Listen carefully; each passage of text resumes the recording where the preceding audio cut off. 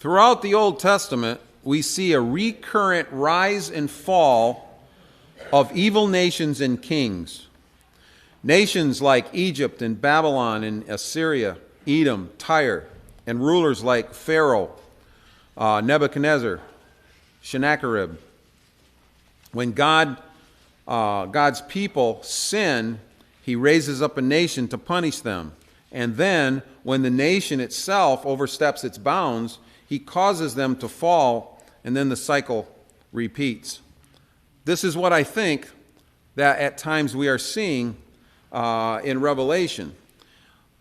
It could be one of the reasons why we see this repeated pattern in the 7 seals and the 7 trumpets and the 7 signs and the 7 bowls, etc. Specific names of evil empires, kings, and false religions are withheld and replaced with names such as the beast, false prophet, Babylon, other such placeholders. The idea may be that the pattern of rising and falling nations is going to continue all the way through until God has had enough and Jesus returns. In chapters 17 through 20, we begin to see more detail on how the system works from God's perspective, and how God is going to deal with these evil empires. Therefore, chapters 17 and 18 are further development of the initial announcement of Babylon's fall that began back in chapter 14, verse 8. And like usual, what is depicted in chapter 18 is not set in chronological order, but instead is laid out in another way, similar to what we're going to look at right here. And this is kind of an outline of chapter 18 all the way through the first part of 19. We see the fall of Babylon predicted. We see God's people are exhorted to separate from Babylon before the judgment. Those that cooperate with Babylon are going to lament after her judgment, and the faithful instead will rejoice over her judgment after it is done. And then finally, in the first part of 19, we're going to see the conclusion of Babylon's fall. Last week, we discussed the progression of events that Old Testament prophets like Isaiah and Ezekiel predicted about Tyre, and how Tyre, the city, was alluded to in this section of Revelation.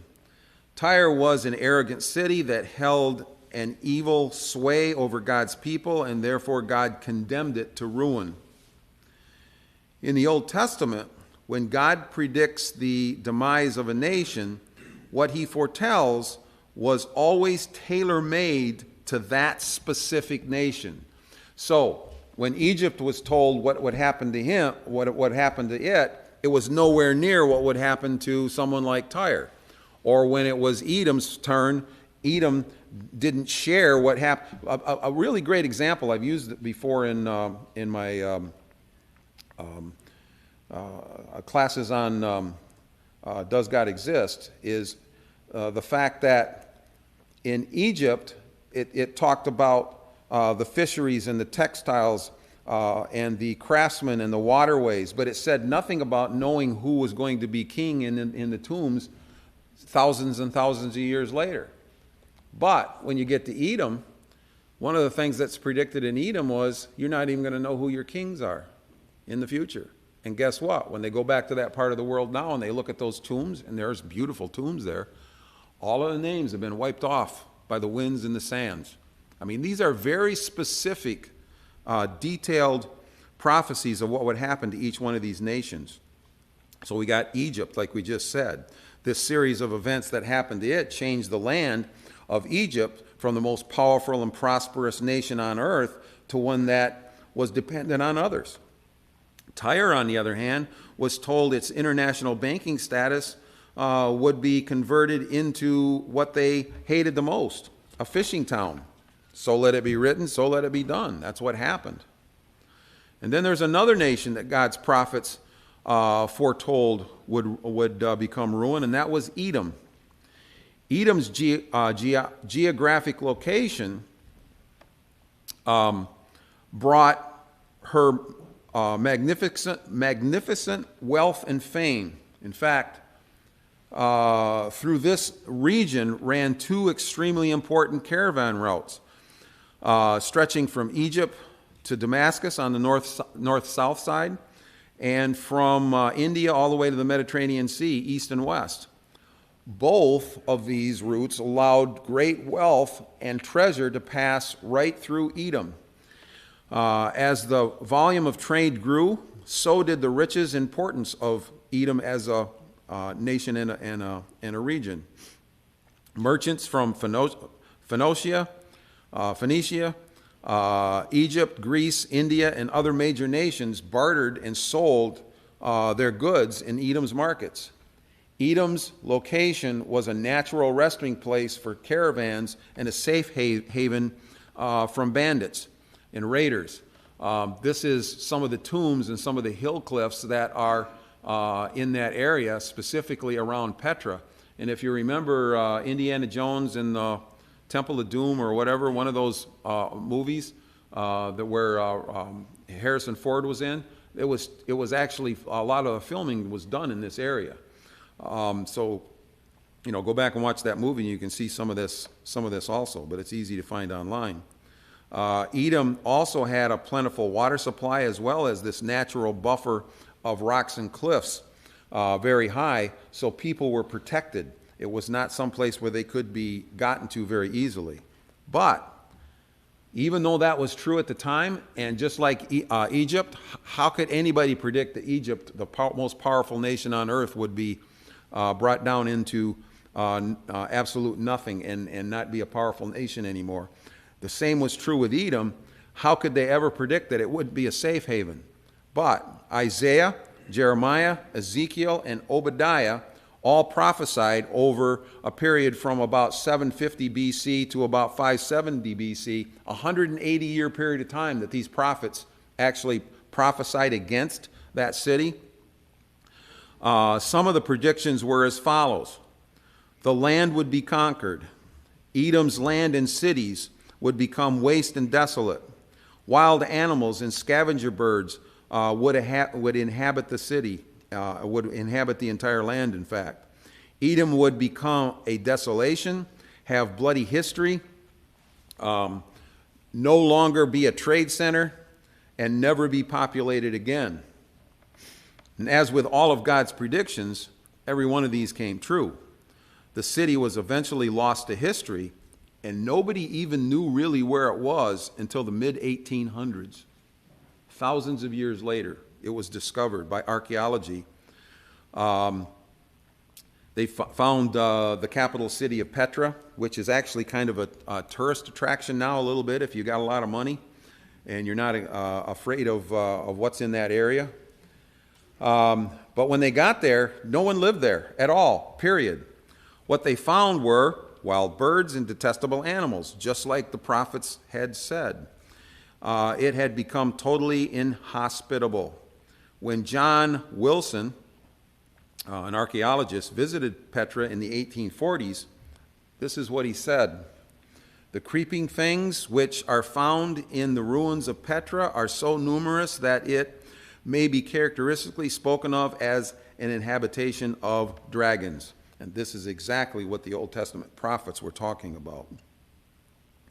Revelation chapter 18, verse 2 says that Babylon has become a dwelling place of demons, a haunt of every unclean spirit, a haunt for every unclean bird, a haunt for every unclean, detestable beast. This is a direct reference to what the prophets were saying about Eden. The allusion here is to Eden and comes directly from Isaiah chapters 13 and chapter 34. Time and time again, we see allusions in Revelation to the judgments prophesied in the Old Testament. And John is clearly and repeatedly using snippets of Old Testament prophecy to relay the message of what's going to happen to any person, any king, or any nation that does not bow to God. Those that think they are rich those that think they are powerful and mighty, those that pursue God's people, will be judged guilty.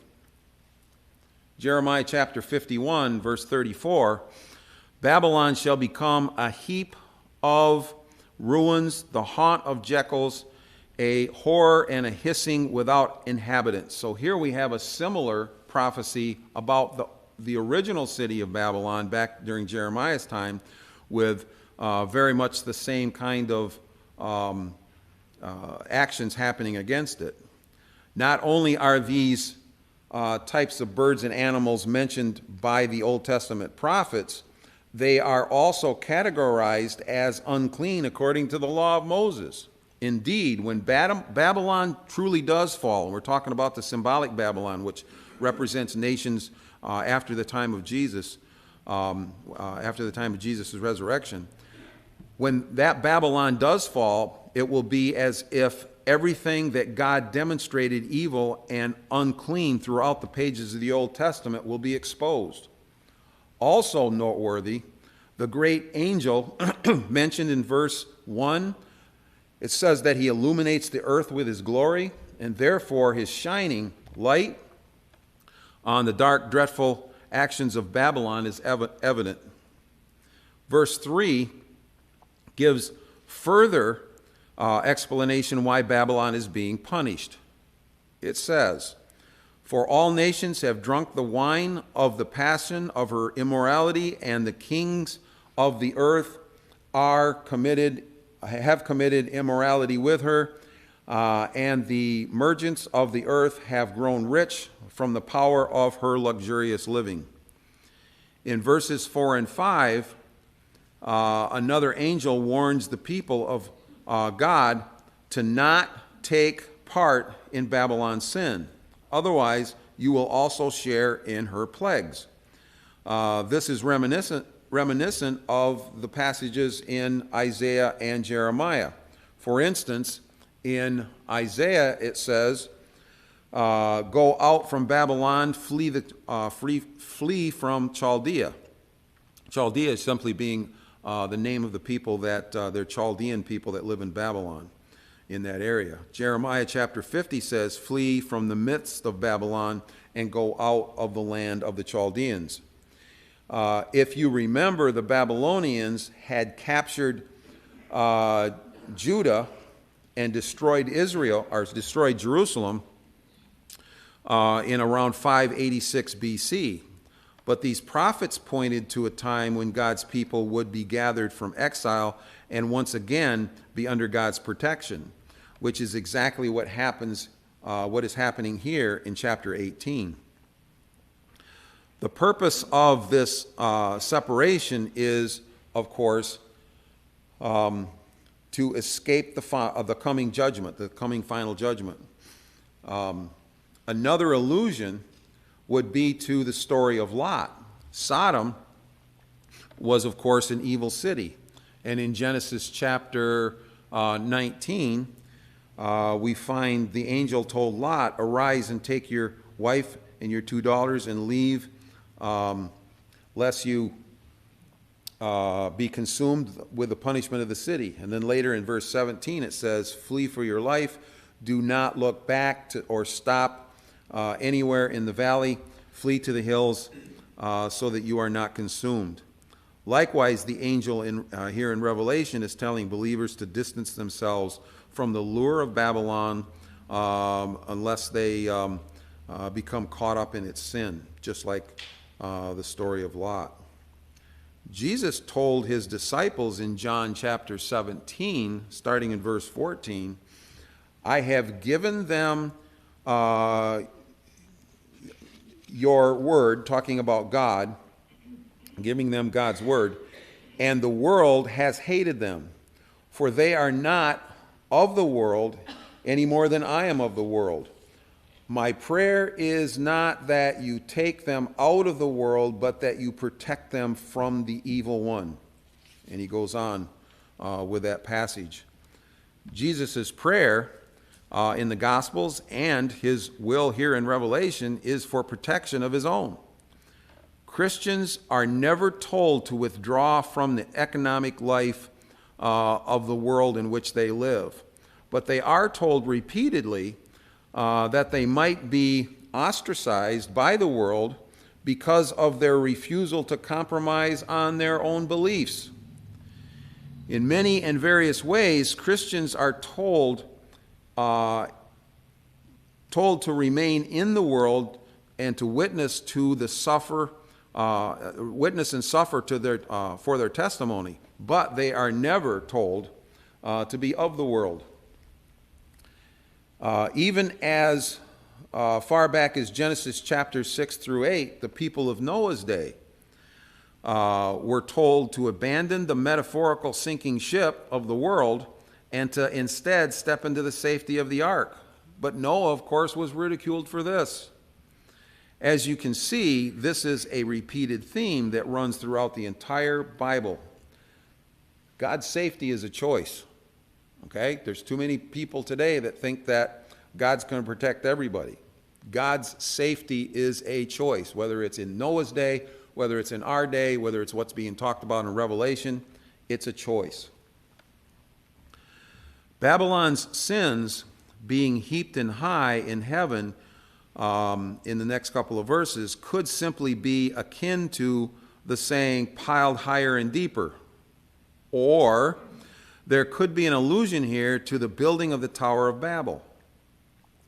As the people of Shinar, which is where the Tower of Babel was, tried to work their way into heaven, so too Babylon, in its form of the world's economic system, continues to worship anything and everything except the God that provides what our needs are.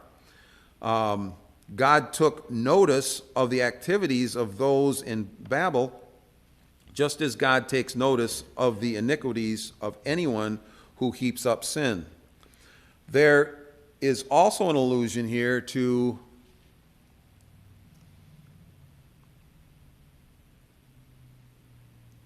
Jeremiah chapter 51,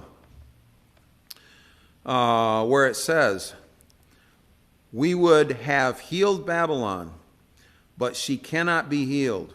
Let us leave her and go to our own land, for her judgment reaches to the sky, its ruin, it rises as high as heavens."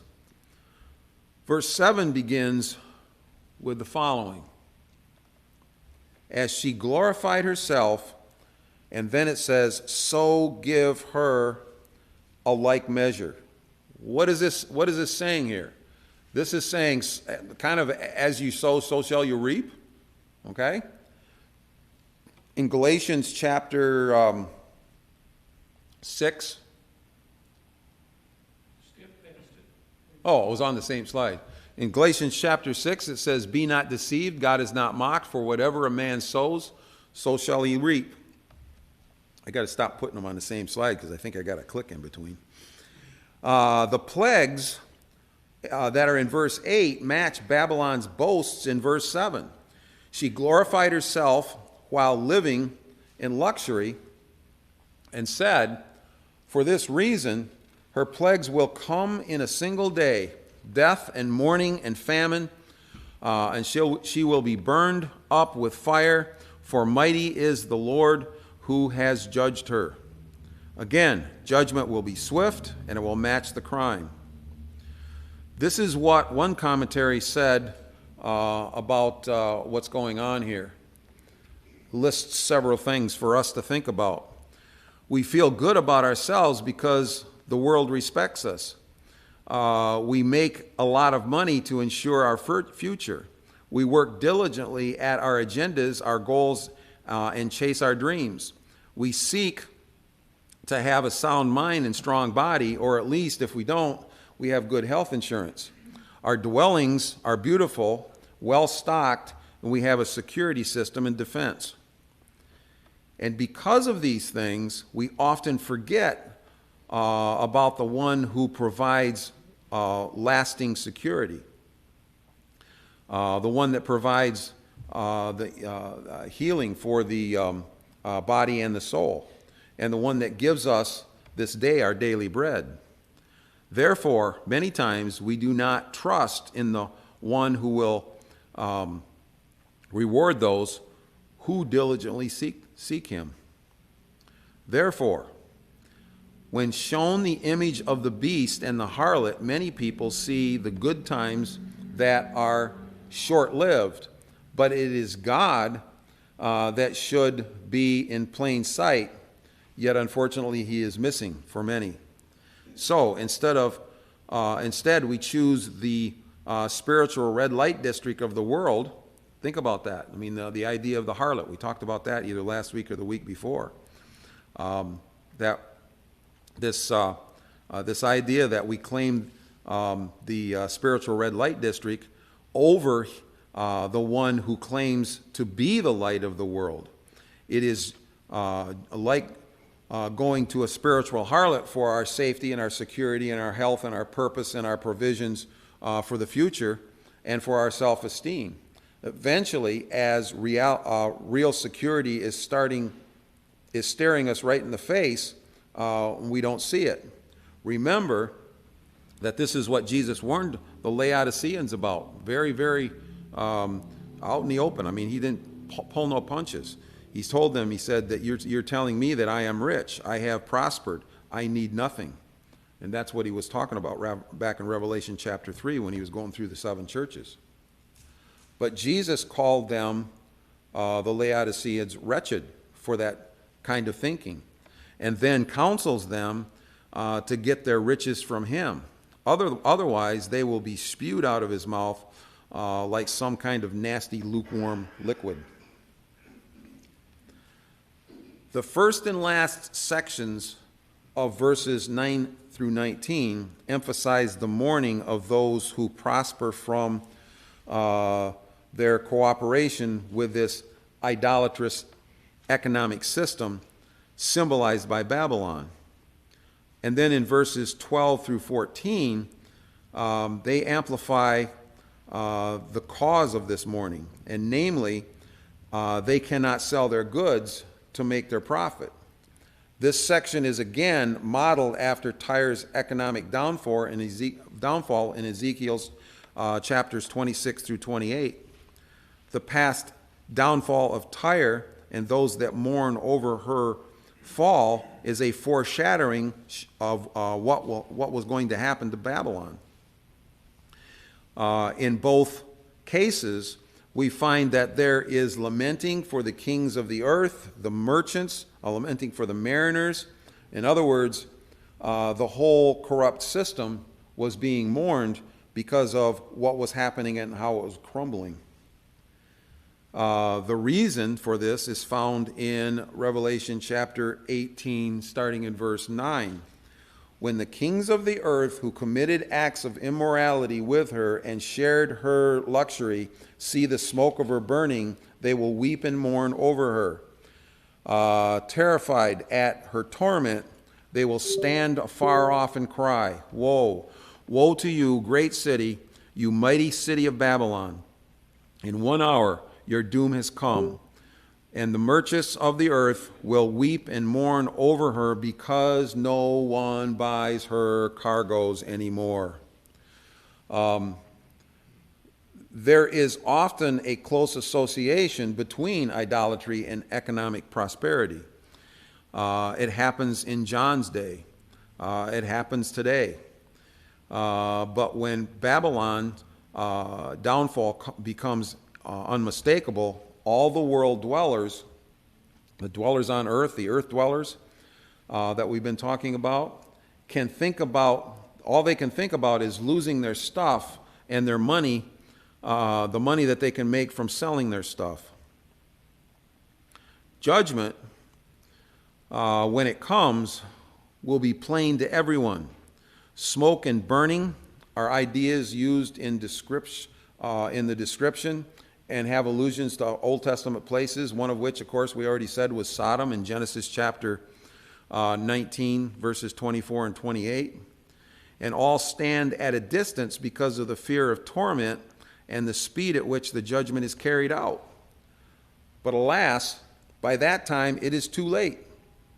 All of these so-called splendors are lost to you, never to be found again. The list of cargo is very similar to the one that is listed in Ezekiel chapter 27, where the picture is of an ungodly economic system, and metaphorically applied here to the clothing worn by Tyre back at that time. 18:16 says, "Alas, for the great city that was clothed in fine linen and purple and scarlet, adorned with gold, with jewels, with pearls. For in a single hour all of this wealth has been laid waste." Remember that the impure harlot in chapter 17, what they were talking about there? And we also mentioned that that's going to be contrasted later in verse 21 with the bride of Christ. So we got these two women that are on opposite extremes. One is a pure bride, one is a harlot. And like the harlot, the Lamb's bride will be clothed with pure white fine linen and adorned with every kind of precious stone, including gold, and all of the 12 precious stones that were worn by the priest back described in Exodus chapter 28. The contrast from here through the end of the book shows the difference between those who follow the beast and the false prophet versus those who are the true bride of the Lamb of God. Chapter 18, starting in verse 18, it says, "And they cried out as they saw the smoke of her burning, what the city was like, the great city, what city was like the great city, and they threw dust on their heads as they wept and they mourned." What is happening does not even seem possible to those who believed only in Babylon and Babylon the Great, and partook in her so-called safety and economic pleasures. How could this have happened, was their cry. For earth dwellers, the here and now is all they know, as is all the way. This is all they ever thought could be. In other words, people that were earth dwellers didn't look at spiritual things, didn't know God. They just looked at what was in the world and thought this is all that could be. So when that kind of a system comes collapsing down, whether it's the collapse of the Roman Empire, the collapse of Genghis Khan, or the collapse on the final day of judgment, they don't get it. They didn't think that there was anything else possible. So they mourn for their loss. The Bible is full of examples of grief being expressed with dirt being thrown on one's head. This was something that was done at funerals many times. It was done by the prophets. And even Jesus used this as an example when he was chastising those in Palestine who would not repent. Jesus' words were, "Woe unto you, Chorazin! Woe unto you, Bethsaida! For if the miracles that were performed in you had been performed in Tyre and Sidon, they would have repented long ago in sackcloth and ashes." And the idea of the ashes is the ashes being thrown up on top of them and falling on them to give an outward sign of how miserable they were and how sad they were. Starting in verse 20, we see a huge change. Up through verse 19, all the earth dwellers who gained from the continuation of Babylon's corrupt economic system feared for their very existence. But in verse 20, we see a change. It says, "Rejoice." Why is it all of a sudden changed from this misery and woe of what's happening to a rejoice? It's a different group of people, isn't it? Exactly. "Rejoice over her, O heaven, and you saints and apostles and prophets for God has given judgment for you against her. So now we're seeing it from the other side of the flip side of the coin.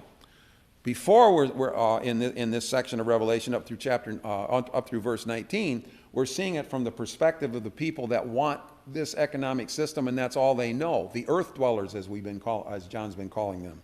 Now all of a sudden we see it from the saints' side. What a difference a verse makes.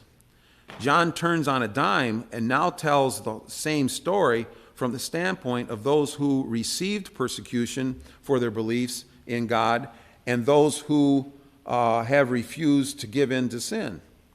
This thankful exhortation is coming from believers, both in heaven and on earth. And the reason for rejoicing is the same for the reason for the mourning. Judgment against Babylon has finally come. This fact brought ruin for those who refused to believe, and then again, justice for those who did. The focus is not necessarily on delight in Babylon's suffering so much as it is on the successful outcome of God's execution of judgment and his justice. God will judge Babylon just as surely as Babylon persecuted others. And those that rejoice over this judgment are the very same people who suffered from the persecution. In this way, the rejoicing does not rise out of a selfish spirit of revenge, but instead out of a fulfilled hope that God has defended the honor of his name by not leaving sin unpunished. In this way, this is in keeping with the Old Testament law of something called malicious witness. And that's actually found in Deuteronomy chapter 19, starting in verse 18. It says that the judge must take a thorough investigation, must make one. And if the witness proves to be a liar, giving false testimony against a fellow Israelite, then do to the false witness as the witness intended to do to the other party. You must purge the evil from among you. So what we're seeing here happened is the accusations made by Babylon, the accusations by the people that follow him, whether it's the beast, the false prophet, Babylon, the idea of the world empire, the harlot, whoever it is, these evil people are making accusations against Christians, but they're false accusations. So according to this Old Testament, beginning in Deuteronomy 19 premise, they're going to be purged. They're going to be, what's going to be done with them is going to be what they accused others of. And throughout the Bible, as well as here in Revelation, we find a number of examples of God declaring judgment in kind on those that persecute his people. Verse 21, it says, then a mighty angel took up a stone like a great millstone and threw it in the sea. So will Babylon the Great be thrown down with violence and found no more. This picture is actually based on Jeremiah chapter 51, verse 63, where Jeremiah commands the servant to tie a stone to a scroll containing the prophecy of Babylon's judgment and to throw that into the middle of the Euphrates, declaring in the process that in this same way Babylon will sink down and never rise again. As we have previously mentioned, it was predicted that the stones of Tyre's wall, remember during Alexander the Great's time, would be thrown into the sea and never be rebuilt. And history tells us that that came true. In Nehemiah chapter 9, verse 11, it says, you hurled their pursuers into the depths of the sea like stones into raging water. In these verses, the ancient city of Babylon and Tyre and Edom and even ancient Egypt in a way, the one at the time of Exodus, are being used as prophetic typology, and there are forerunners of the spiritual Babylon being talked about here in Revelation. But why is the word stone used in these other passages and then changed to a millstone here in Revelation? It might be immaterial. The angel is likely but the angel is very possibly referring to the warning that was given in Matthew chapter 18 by Jesus, where it says, if anyone causes one of these little ones, those who believe in me, to stumble, it would be better for them to have had a large millstone around their neck and to be drowned in the depths of the sea. Note here that there's a parallel of the dual woe in verse 21, the throwing down of the stone and the casting of it into the sea. And like the mighty angel here in Revelation, Jesus warned against the arrogant who deceive. Those who are guilty of such deception must take warning lest they suffer Babylon's fate. So the tables are now reversed. Verses 21, 22, and 23 show that the persecutor will be punished by the same means as the sin they committed. The daily pleasures taken from the persecuted Christians are now being taken from Babylon and its whole economic system. Ezekiel chapter 26, and the sound of the harps will be heard no more. Jeremiah 25:10. I will take from them the voice of the bridegroom and the voice of the bride, the sounds of the millstone, and the light of the lamp. Just like all of those ancient nations of yesteryear, God will likewise punish Babylon for its persecution of the church. Another reason for Babylon's judgment is that all nations were deceived by its sorcery. In Revelation, that's according to Revelation 18, the first part of 23. In Revelation chapter 9, way back in chapter 9, idolatry, sorcery, immorality are very closely linked, just as they are in many places throughout the rest of the Bible. For instance, Jezebel was judged for immorality and sorcery in 2 Kings chapter 9. And Paul makes this same thing plain in Galatians chapter 5, verses 19 through 21. But the final reason for judgment is found in Revelation chapter 18:24. It says, and in her was found the blood of the prophets and of the saints and of all who have been slain on earth. Very much like Jesus had said in Luke chapter 11, verse 51, that all those shedding blood will be responsible all the way from the blood of Abel all the way to the blood of Zechariah. And we're done 5 minutes early today.